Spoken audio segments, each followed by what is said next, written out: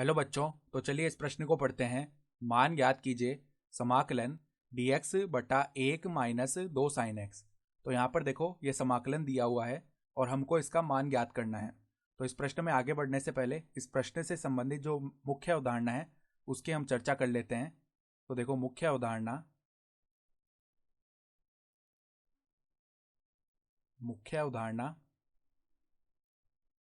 देखो यहाँ पर इस प्रश्न को हल करने के लिए सबसे पहले साइन एक्स का एक सूत्र हमको पता होना चाहिए। साइन एक्स को हम कैसे लिख सकते हैं रूपांतरित करके, 2 tan x/2 बटा में 1 + tan² x/2, ये सूत्र।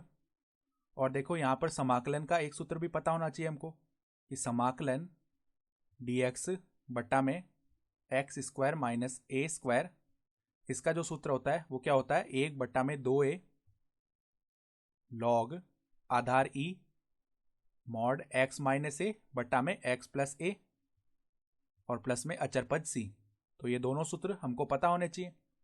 तो यहाँ पर देखो इस समाकल को हम सरल करते हैं तो i बोल देते हैं इसको। i बराबर में समाकलन dx बटा में 1 - 2 गुणा में देखो साइन x का हम मान रख देते हैं यहाँ पर। तो देखो 2 tan x/2 और बटा में क्या आ जाएगा, 1 प्लस में tan² x/2। तो यहाँ पर देखो अब लैसा लेके यहाँ पर सरलीकृत करते हैं। तो ये जो 1 + tan² x/2 है ये लैसा लेने पर ऊपर चला जाएगा dx के साथ में, और यहाँ पर ये 1 से गुणा हो जाएगा। तो देखो इसको सरल करके लिखते हैं तो क्या आ जाएगा, ये ऊपर जाएगा तो 1 + tan² x/2 को हम क्या लिख सकते हैं, sec² x/2। तो sec² x/2 dx बटा में क्या आएगा, 1 प्लस में tan² x/2 और यहाँ पर माइनस में 2 × 2 क्या हो जाएगा, 4। तो 4 tan x/2। ठीक है। तो इस समाकलन को आगे करने के लिए हम क्या करेंगे, यहाँ पर एक प्रतिस्थापन करते हैं। tan x/2 को हम t बोल देते हैं। तो देखो माना कि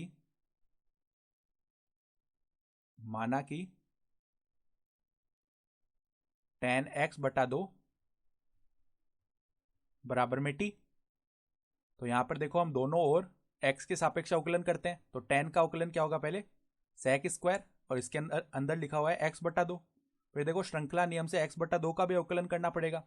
तो x/2 का x के सापेक्ष अवकलन किया तो 1/2 जो कि अचर है वो बाहर आ जाएगा और x का अवकलन x के सापेक्ष 1 ही हो जाएगा।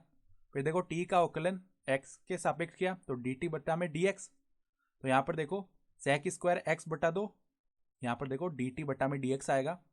तो sec² x/2 गुणा dx का मान हम अलग से निकाल लेते हैं। तो इस 2 को यहाँ पर dt के साथ में रख लेते हैं। तो sec² x/2 dx बराबर में 2 dt।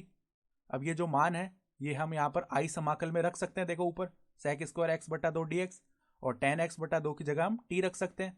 तो i का मान क्या बन जाएगा, i बराबर में समाकलन 2 dt बटा में यहाँ पर देखो t² - 4t प्लस में 1। तो t² माइनस का 4t प्लस में यहाँ पर 1 बन जाएगा। तो 2 तो देखो अचर पद है तो ये तो समाकलन के बाहर आ जाएगा। तो 2 तो बाहर आ गया। समाकलन dt बटा, फिर देखो यहाँ पर पूर्ण वर्ग बनाने के लिए हम क्या करेंगे, ये जो t का गुणांक है -4 इसका आधा करेंगे यानी कि -2। फिर उसका वर्ग एक बार जोड़ेंगे और एक बार घटाएंगे। तो -2 का वर्ग क्या हो जाएगा, 4। तो 4 को एक बार तो जोड़ दिया यहाँ पर और एक बार घटा देंगे। तो देखो एक तो +4 और एक यहाँ पर -4।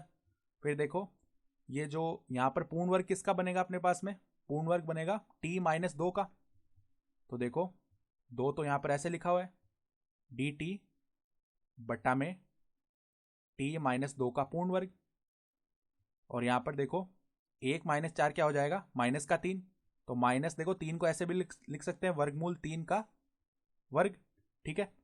तो ऐसा करने से क्या होगा, यहाँ पर जो हमने शुरू में ये जो समाकलन का सूत्र लिखा था यहाँ पर हम लगा सकते हैं। तो देखो i का मान क्या आ जाएगा, i बराबर में 2 तो बाहर लिखा हुआ है, फिर 1/2 ये होता है। तो 1/2 गुणा में a का मान कितना है, वर्गमूल 3। ठीक है, फिर क्या होता है, log का आधार e मॉड x माइनस ए होता है, तो x का मान क्या है, t-2। तो t-2 माइनस में a का मान कितना है, वर्गमूल 3, बट्टा में क्या आएगा, t-2 प्लस में वर्गमूल 3 और प्लस में समाकलन का अचर c। तो यहां पर देखो 2 से 2 भाग होके 1 आ जाएगा, तो i का अंतिम मान क्या आएगा, i बराबर में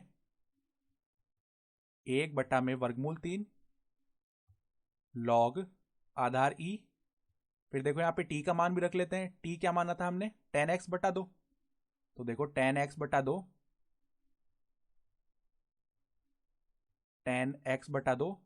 -2 माइनस वर्गमूल 3 और यहां पर बटा में क्या आएगा, tan x/2 -2 प्लस में वर्गमूल 3 और प्लस में यहां पर अचर पद c। तो प्रश्न में जो हमसे समाकलन पूछा गया था उसका मान हमने निकाल दिया यहाँ पर, i बराबर में ये जो है ये उत्तर है हमारे पास में। तो यहाँ पर जो समाकलन हमसे पूछा गया था उसका मान क्या आ गया, 1/वर्गमूल 3 log आधार e mod tan x/2 -2 minus वर्गमूल 3 बटा tan x/2 -2 प्लस में वर्गमूल 3 और प्लस में समाकलन का अचर c। और यही इस सवाल का उत्तर भी हो जाएगा। तो आशा करता हूं कि आपको यह प्रश्न समझ में आया होगा। धन्यवाद।